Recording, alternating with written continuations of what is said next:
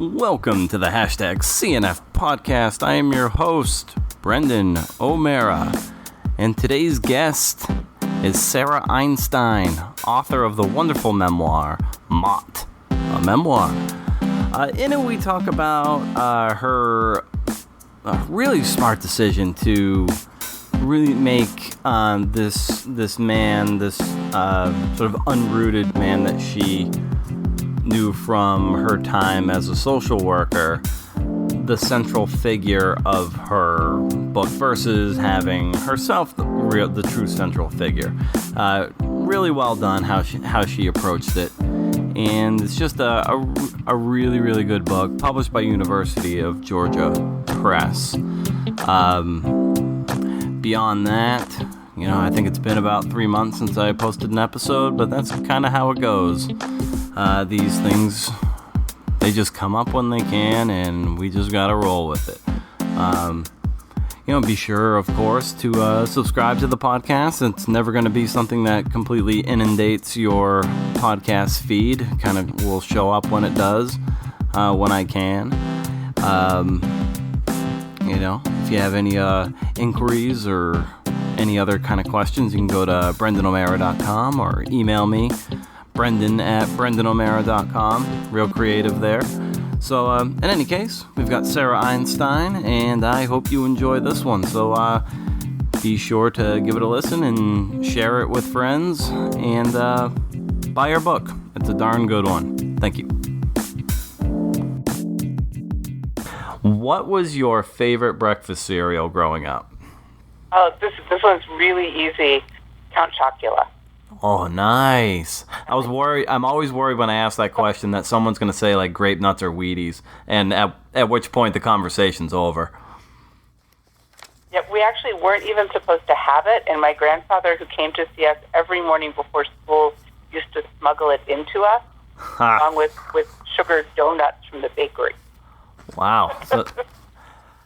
Nice. And the beauty about Count Chocula or Cocoa Puffs isn't necessarily the cereal itself, it's what happens to the milk afterwards.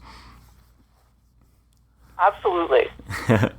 Well, very nice. Well, let's without further ado, let's I want to be respectful of your time. So let's get going about your book that it comes out. When does it come out exactly? It comes out this month, or it might already be out? The official launch date is September 15th, but It's already shipping and out in the world. Nice. How does that feel to know that your book it's out there and shipped, and there's nothing you can do about it anymore except try to promote it and see people react to it? Absolutely terrifying. In truth, the whole time I was writing it, I never thought really about anybody reading it. And it always sort of seemed like an exercise between myself and my graduate school advisors and a few close readers. And there's something about it being out in the world and people starting to respond to it that is frightening. Exciting, but frightening. Yeah, why do you think that is? Is it a loss of control now that it's published, or is it just because the story in so many ways is so personal and raw that it's like, okay, now people can judge me based on the me in the book instead of the me who's just out there living day to day? I'm actually not that worried about people judging me. But in some of the reviews that people have posted online, they've used words for Mott that make me uncomfortable. One reviewer called him insane, which is a word that makes me uncomfortable. And a big part of what was challenging about writing this book was the ethical representation of Mott and making sure that I presented him in all of his complexity. And I worry sometimes that I have failed to do that in the way that I needed to when readers respond with kind of reductionist ideas of who he was. Yeah, I think what you've done, and I mentioned this before to you, is I think why the memoir is so good and so you've done so well is that you really focused so much of the attention on on Mott as the central figure that kind of we follow. And I know I was like kind of rooting for him, like hoping that he found a certain degree of balance in his life to quiet some of those voices that have haunted him for as long as he's been alive, and try to like piece together all the or come to peace with all the trauma that happened in his life. And I know as I was reading it, I was always I was rooting for him and hoping that he could pull through in a way that I think was satisfactory to you, seeing as how emotionally invested in his life you were. And I think you did a phenomenally good job with that. And I can understand that maybe that it is a bit upsetting to hear people reduce him to an insane person when it's far deeper than that. Right. I mean, the truth is he was brilliant in so many ways that I would never be brilliant.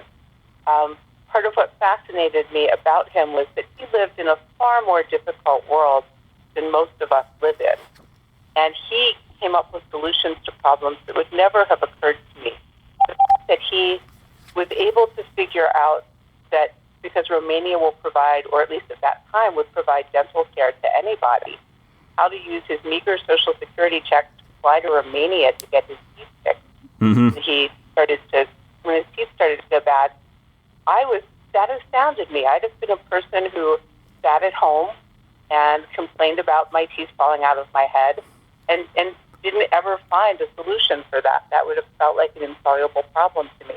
And I was so fascinated by his brilliance in leading this incredibly difficult life, even if it didn't look like a livable life to me.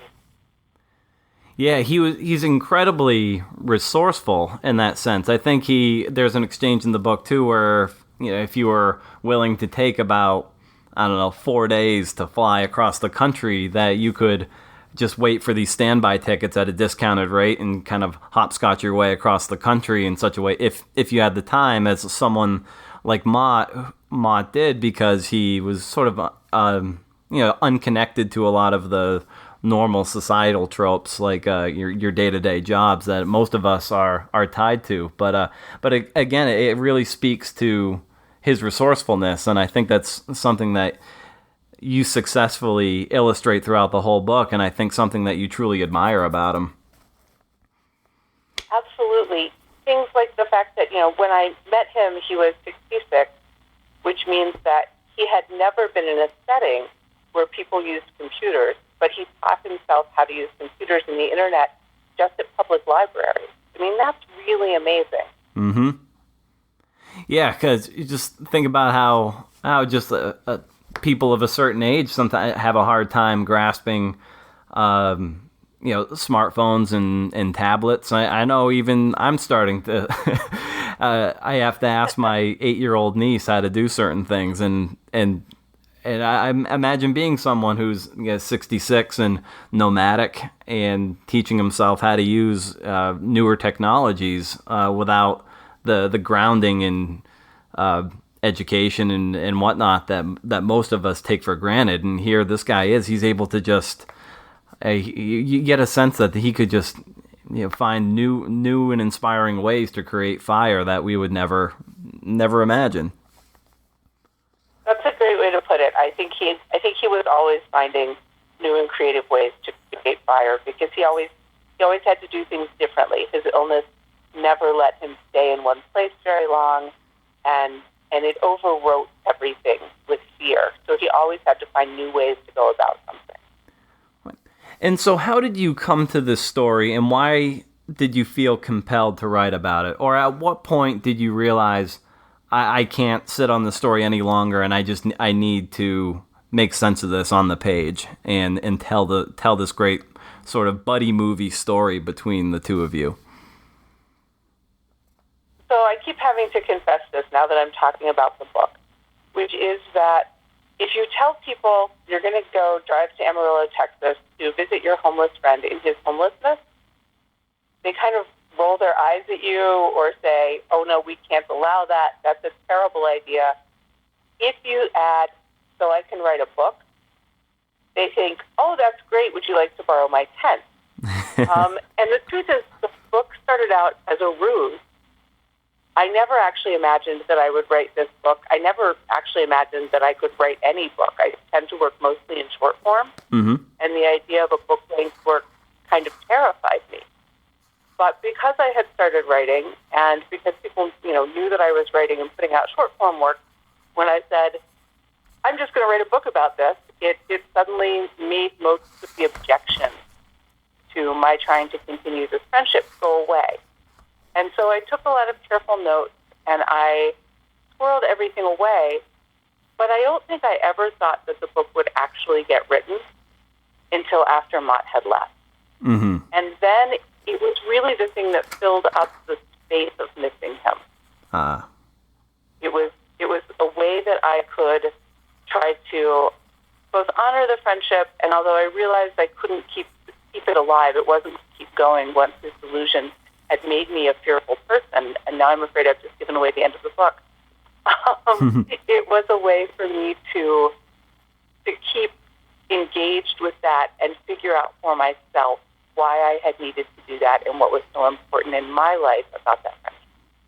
What kind of discipline did it take on your end to wait until he was fully sort of out of your life to then write the book? Because I think a lot of people would want to, you can almost see it unfolding in the process, but you were able to hold back enough to create enough distance, I think, at that point to then structure what it was that eventually became the book. So how were you able to approach that and not jump into it too soon? Well, the truth is I think I jumped into it maybe a little bit too soon, which is why this book has gone through about 1 million drafts. Mm-hmm. And the distance that is there on the page exists more from the drafting process than from my not writing about it too quick. I believe you have to give memory time to sort of mellow and age and become a narrative. And because I started writing, I probably did start writing within a few days before he left. Mm-hmm. But before that, I had been doing so much note-taking. There was so much work to be done in terms of capturing things that itself was the kind of work that was just at that stage of the project. It was really important to me, for instance, that I actually capture dialogue with him in a really accurate way because he has such an idiosyncratic way of speaking. Right. And so often while we were spending time together, I'd pull out my notebook and try to recreate the dialogue, and he would look at it and correct me if I was wrong. So, and sometimes that meant that I had these pieces of dialogue recorded that I knew were wrong because sometimes his memory would become imbued with his delusion. Mm-hmm. But most often he just was better at remembering accurately exactly what was said. He had an almost eidetic memory. What was the most uncomfortable part about writing this book? Sitting down and hammering it out however long it had taken you. What were some of those challenges and those uncomfortable moments as you crafted your book? I found it really hard to write the parts about my life at home away from Mott because I was in a marriage that didn't succeed, and I didn't want at any point to make it seem like the reason it didn't succeed was somebody else's fault. Mm-hmm. There were a lot of tensions in that marriage. My ex-husband and I had very different ideas of what the marriage should look like, and I was very aware that because the book is from my position, if I wasn't careful, I could make him look like a real jerk. And I hope I haven't done that because he wasn't a real jerk. He was just a person with a very different idea of what home and family should be. Mm-hmm. And oh yeah, go on. I'm sorry. Sorry, and I think also writing about Mike, the other homeless young man who lives in our apartment, mm-hmm. because Mike had more to lose if he came across in the book in a bad way. And Mike had been less of an active participant in the decision to write the book. And so I really wanted to to make sure that Mike wasn't too present, and that I focused on the things about having Mike live with us that were positive, although I had to acknowledge the challenges as well. And it appeared like with your ex-husband, who's very like committed to his patient in Rita, and then you were also very committed to Mott in such a ways. And I was like wondering what it was that maybe the two of you sought, like what sort of hole do you feel that spending so much time with people who were mentally ill and having to help them through their daily lives, what that did for each of you? Because it seems like maybe what you were unable to fill with each other, you were able to fulfill with, say, Rita and Mott. I think we each believed, and I think he still believes, and I admire this. I'm not sure that I still believe it. Mm-hmm. That if you can make one person's life genuinely better, you have somehow made a significant change in the world. And I've stopped believing that you can help other people do what they want to do. And he certainly did that with Rita, and he certainly made Rita's life better. But I don't think I actually made an appreciable difference in Mott's life. And I think that sort of, I think it's often now called the white savior complex.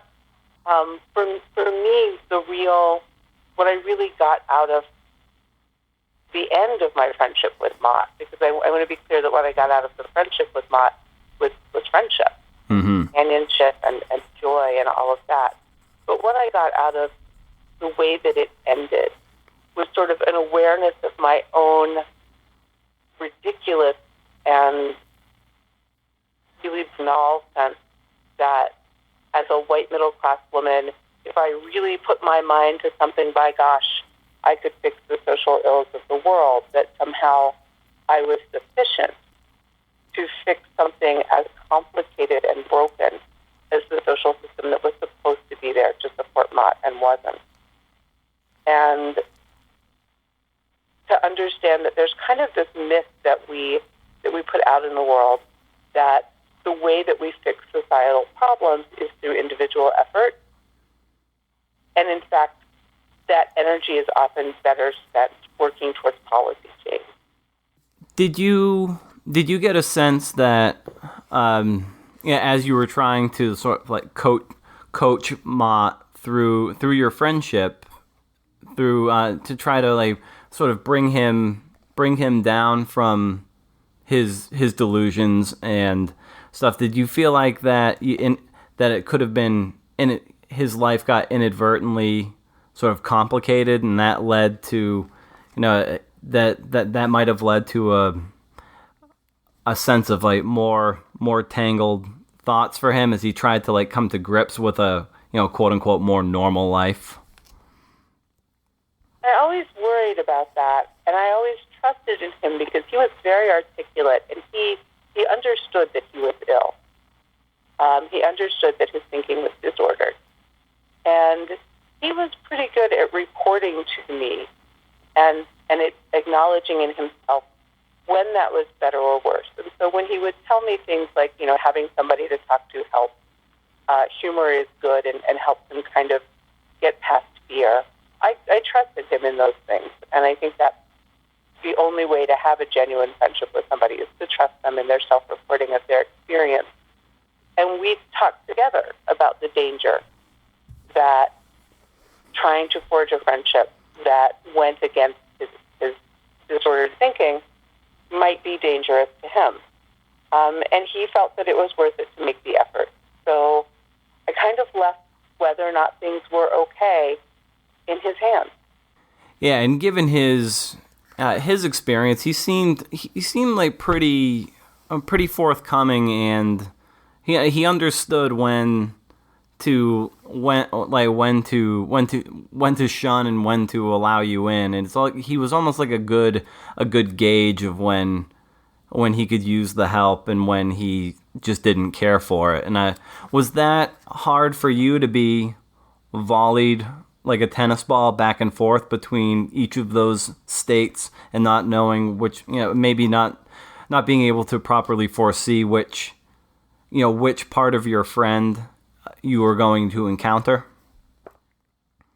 It was, and it taught me a real lesson, and I kind of hate phrasing it that way because something I don't want anybody to come away from this book believing is that this was about me going there to learn lessons. That was not the point. Mm-hmm. But of course, all life experience teaches us something. And I think I am somebody who has always accepted responsibility for things that I actually didn't cause. I'm the kind of person who apologizes incessantly and can feel responsible for things that I didn't make happen, particularly bad things. And I think one of the things that I had to learn to be better about in order to be a good friend to him was recognizing that I actually couldn't control the way things were going. And that if there was a day when he said, I can't be around you, it wasn't because I had done something bad. It was because there was a day he couldn't be around me. And that I had to stop looking for explanations or even understanding of exactly why that was. I just had to believe him and trust him. Yeah, because I think a trap might be, and you learned this through experience with him, but maybe a trap would be to, I don't know, try to persuade him otherwise. Be like, no, I'm a good presence for you right now. Like, let's hang out and try to work through this. But you came to a point where if he said, no, I can't be around you right now, you kind of have to learn to say, just to agree with that and move on, because on Wednesday it might be a better day to have a nice day with him. Right, and that's why when he finally did leave, I felt compelled to go and look for him, but I actually knew I was only looking in places where I wouldn't find him. It was kind of a way to kill a couple of hours after I discovered he had gone and come to terms with it. But I understood by that point that the friendship was going to be impossible for him in any kind of long-term way. That it was something that he had tried, but it hadn't worked. And I felt as though respecting that mm-hmm. was key to why we'd ever been able to be friends in the first place. That I didn't think of him as separate from his disordered thinking. I had to think of that as just part of who he was, and to respect that was his experience, and not to try to say, oh, but that part's delusional, that part doesn't count, but rather to say, okay, this is your experience, and it includes this delusion, and we just have to live with that. Yeah, that early in the book on page 5 of my galley, there's you have this line where you're actually you set out to look for him, and you say, I tell myself I'm not going to find him, then I set out anyway. So early on in the book, there was this part of you that would chase him incessantly to find him and to forge this friendship. And then late in the book, as you just alluded, it was when he left the apartment or the house where he was staying. Like, you made the decision where this is where I stop chasing him. Like, what do you think changed for you where you were able to make that decision and not pursue, as you say, like look for him in places that you knew you wouldn't find him?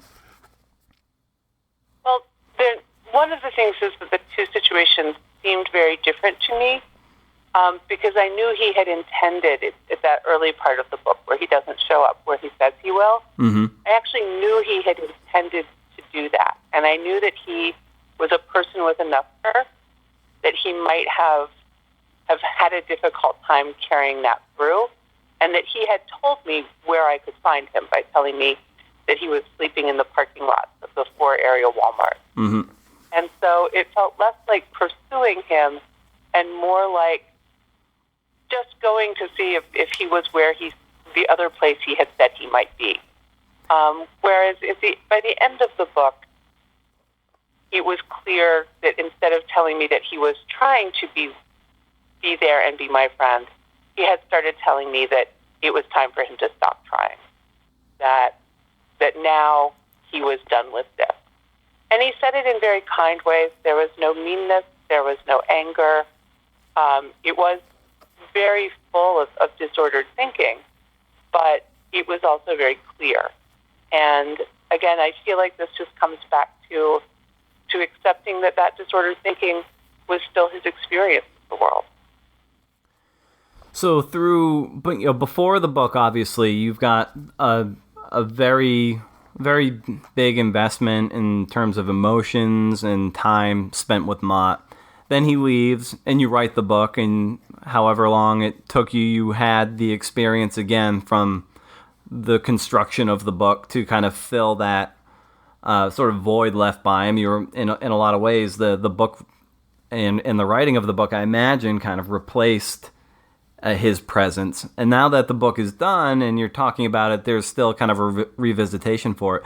I wonder how have you dealt with the absence of Mott, and now that the book is out, like how there are these chapters of sort of his removal from your life. Like, at what point have you, or maybe you already have, like, come to terms with the complete disappearance of him from your life, and in a physical sense and a more abstract sense?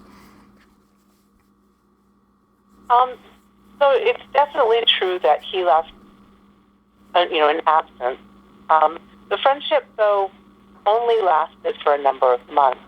Mm-hmm. And pretty quickly, my life changed dramatically. He left just as I was starting graduate school. My husband and I divorced a couple of years after he left, and my life just dramatically changed shape.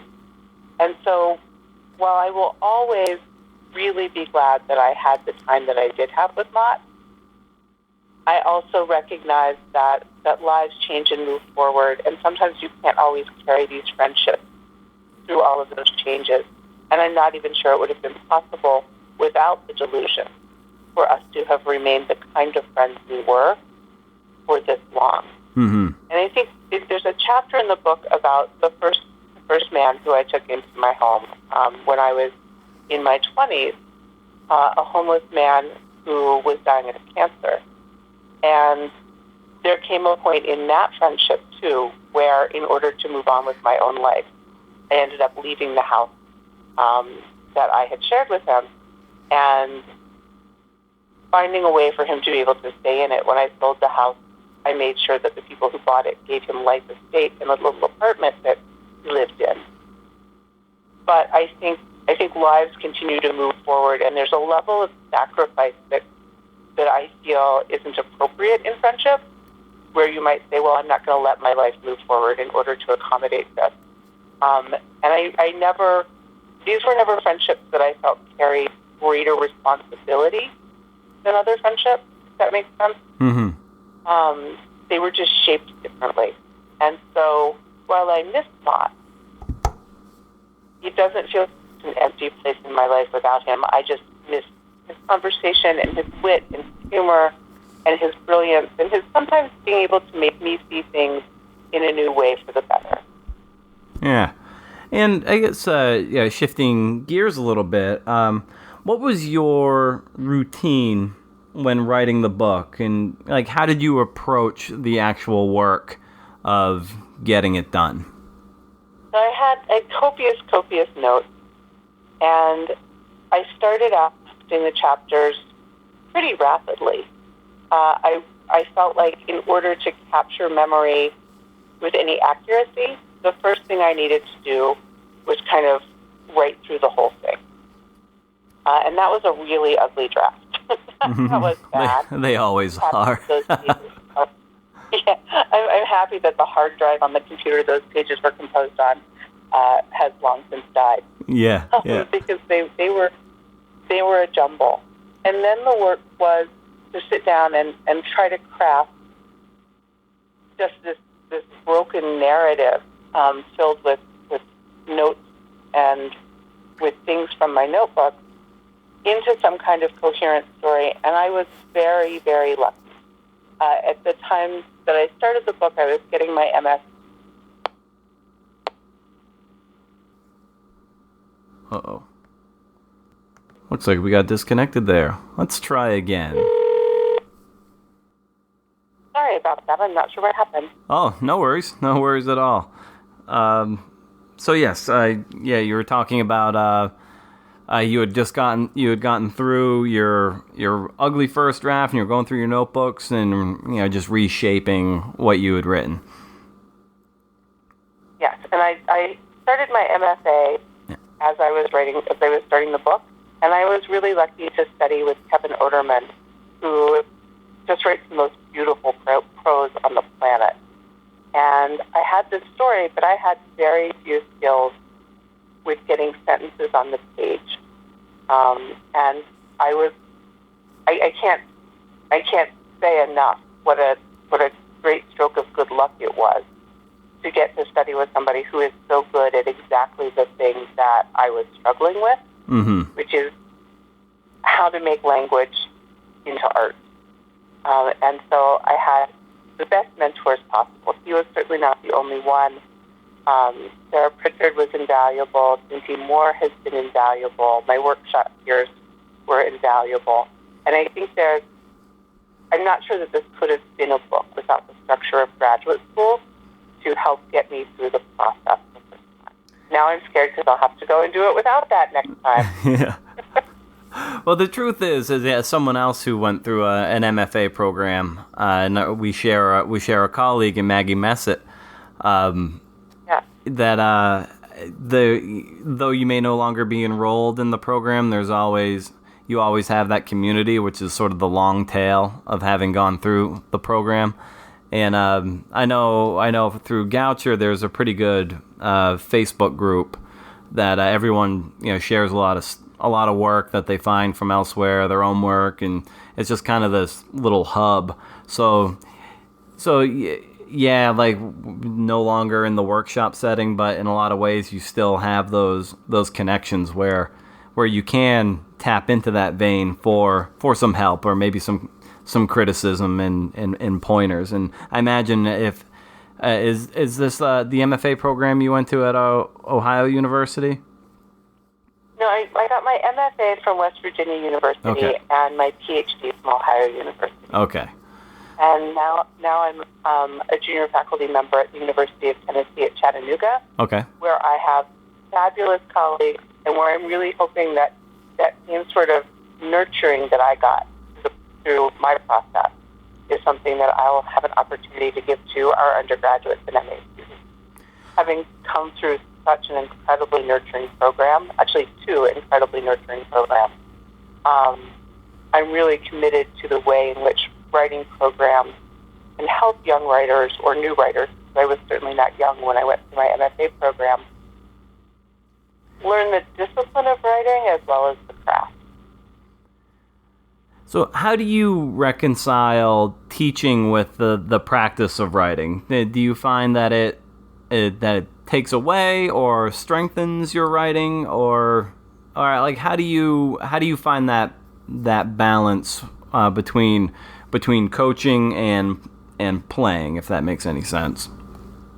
It does, and for me, it's completely necessary. It is absolutely necessary, both that I teach and that I serve as an editor on at least one journal. Right now, I'm the prose editor for the journal Stirring, as well as teaching 4 sections of creative writing. And if I don't have that prod of interacting with other people's work, if I don't have the work of writing, which goes beyond doing my own writing, to do, I tend to get a little lost in the work. Mm-hmm. It's important to me. I have a certain number of hours every day that I spend on the work of writing. And sometimes that work is responding to other people's writing, and sometimes it is doing my own. But having all of those tasks that are associated with the same larger goal allows me to say, nope, these 4 hours every day are hours involved in the work of writing, and not to just wander off and do Facebook all the time. Right. So what does the first hour of your day typically look like? So the first hour of my day, it depends on whether or not I have an early class. Often it looks like hopping in the shower and running out the door to fit into in traffic on my way through Chattanooga. But on days when I am home and writing, I get up, I go in and turn on the computer, check email and Facebook, then I open up whatever my latest project is, and I tell myself that it can't possibly be as bad as it looks to me at that moment. I make some coffee, I go back and look at whatever the current piece of work is again and hate it some more. I probably check Facebook a couple more times. I probably clean something. And then about 40 minutes after I sat down at the computer, I actually start engaging with the writing. And I'm so proud of this because it used to take 2 hours to get done. Nice. It feels to me like being down to less than an hour is a major victory. Yeah. And do you do any journaling at all, or do you typically just don't waste that kind of writing energy when you can put it elsewhere? I know that this is probably gonna sound like a silly answer, but I think of Facebook as a form of journaling. Mm-hmm. And so in that way, I think that I do have some journaling practices, but they're small and they're inconsequential, and it's mostly about catching those moments in a day that say something to me that are never going to be big enough to go into a larger work. Mm-hmm. My Facebook posts often feel to me like very micro essays. But other than that, I don't really do any journaling. I tried it for a while, and I found that for me, journaling damaged my ability to write creative nonfiction. Mm-hmm. That I was trapping memories in amber before they'd really had a chance to settle and turn into something that I could mine, and they were becoming too concretized. Huh. That's interesting. That it's that I guess writing it when it even just jotting down those memories as they came up, it kind of it didn't allow them to those memories to like sort of sink into any deeper meaning. I guess is kind of what you're. Yeah, they don't have a deeper resonance when you kind of cement them down on the page too soon, I guess. Yes, and for me, I think it was particularly sharp because even when I would journal, I would sort of write about how I felt about the thing in that moment, and then it always felt false to me if the way that I felt about it 2 weeks or a month or 2 years later was different. I felt as though that the distance that I had from it, although intellectually I know I probably had a clearer vision, I felt like somehow I was not being honest with the reader if I replaced the initial feeling with that. And I'm one of those people who really believes that nonfiction needs to be nonfictional. Yeah. And so it set up for me a kind of weird echo chamber around that just went away when I stopped journaling, because then what I thought as I was writing wasn't contradicted by what I had thought 5, 10, 15 minutes, 6 hours after an event. And do you find that, okay, that maybe the feeling or the meaning of the event that happened is better left to the Sarah Einstein that comes a few months or weeks later? But did you ever find that at least through the journaling, it made sense for you, so things weren't non-fictional, that X, Y, and Z happened, just to know that it happened and then say it happened on a certain day, and you were able to sort of cement the facts, but then to let the meaning resonate later? I guess in some sense there might be value in the two. At least you got, I guess, the time and the place down, so that's accurate, but then you let that gestate for a long time so you can get the true meaning of what those events happened. So I wonder if there's any sort of validity to that for you. Well, I think there is. I think for me, I lead such a documented life. Mm-hmm.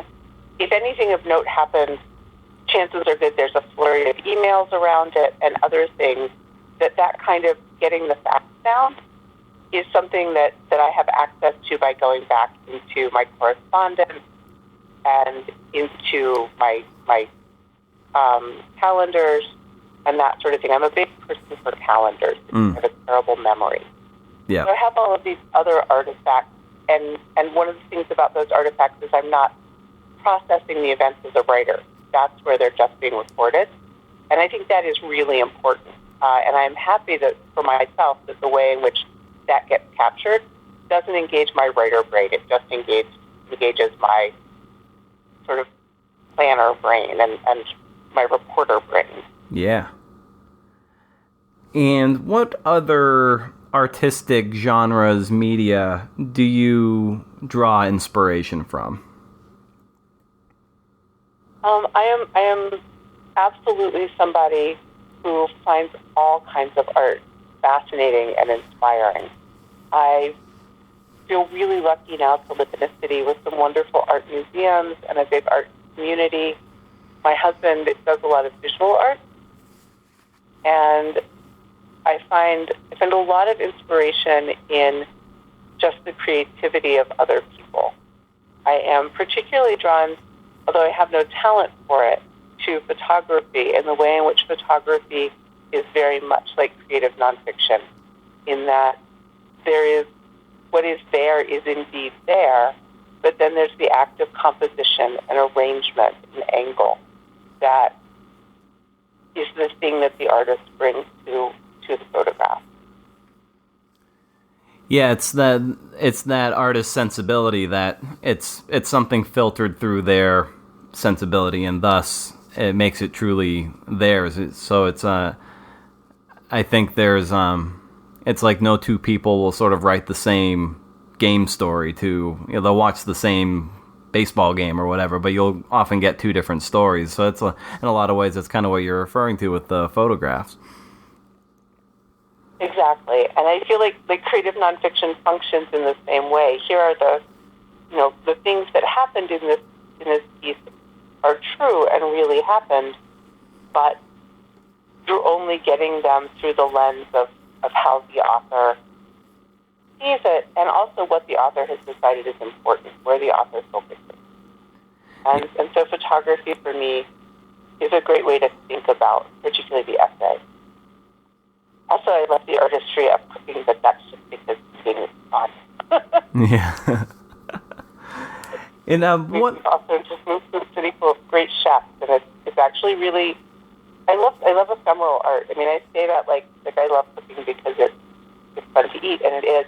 But I think that art has its time and place, and that not all art is forever. And one of the things I like about cooking that also informs my sense of writing is sometimes things only are going to be, sometimes things have a limited shelf life, and that doesn't mean they're not valuable.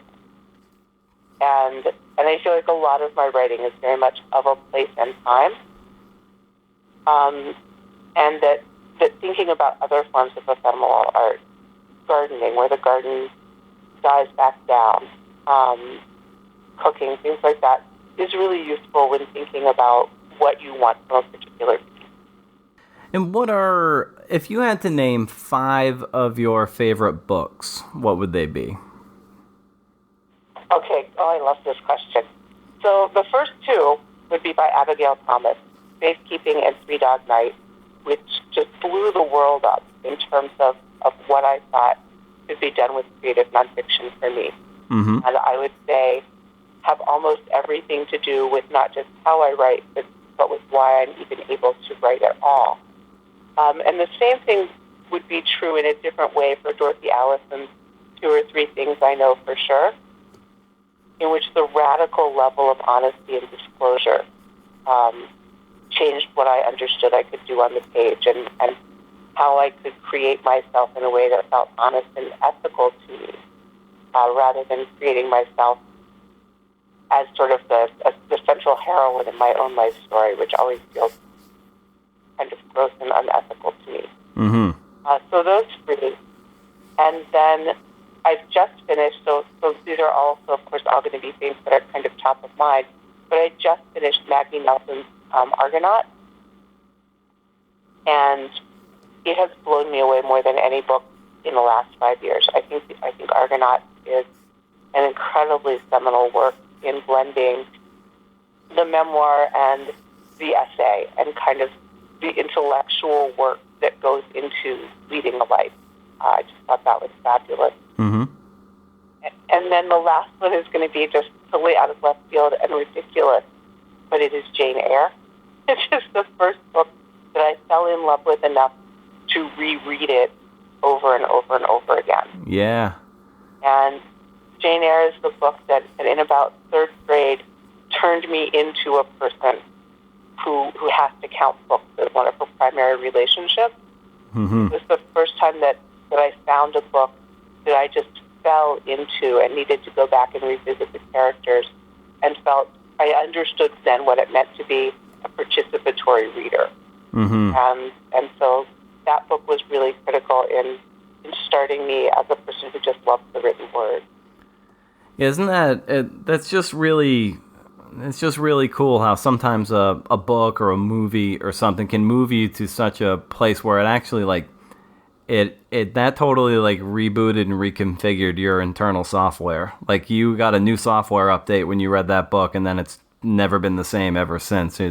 It's kind of cool how one piece of something like that, be it people like us, it's more often than not going to be books, and it's pretty neat to think that one piece of work is kind of set you down. It was kind of like a seminal moment for you in a way, and you didn't know it at the time, but it set you down sort of this path to where you are now, where you're actually creating something that might have that kind of impact for somebody else. You just never know. Yeah, it is. I don't think anybody ever becomes a writer without going through that transition into becoming a reader.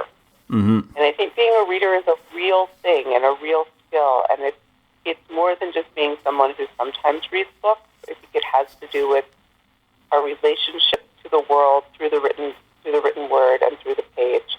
And I am really grateful to my mother for giving me that book so young, because I think if it hadn't happened at a pretty early age, it might not have happened. So put books into the hands of kids, people.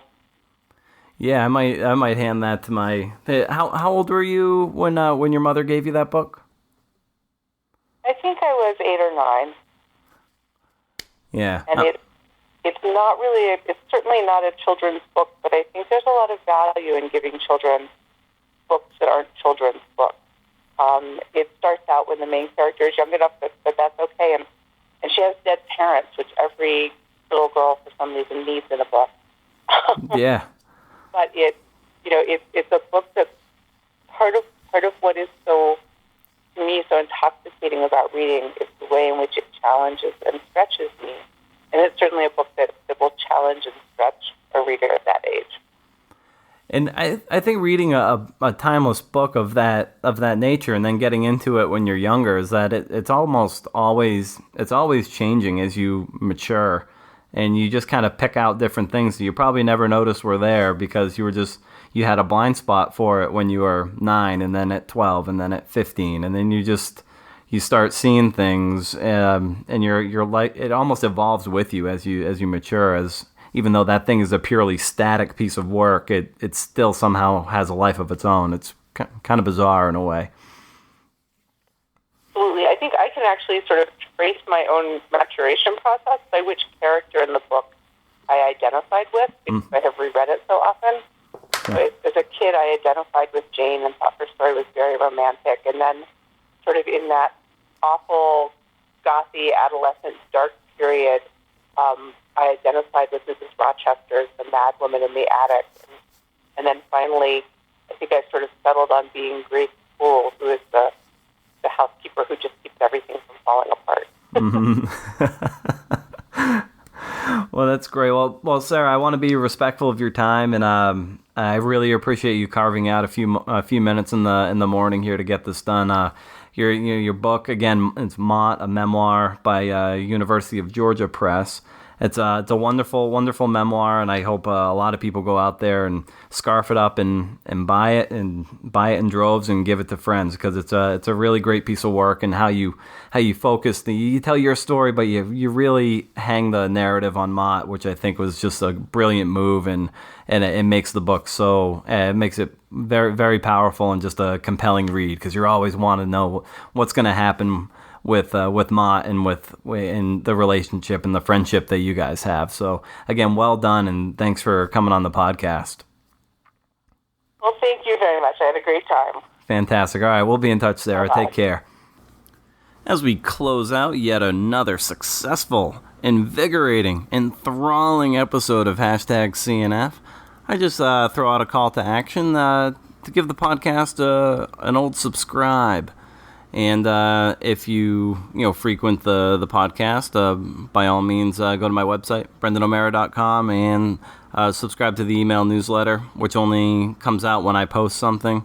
That way you get the latest sort of updates for the podcast and other stuff I may be working on to your email once a week, or whenever stuff gets posted. If I don't post anything, then you don't get anything. So it kind of works out, and you never feel too flooded or overwhelmed with nonsense. No spam ever.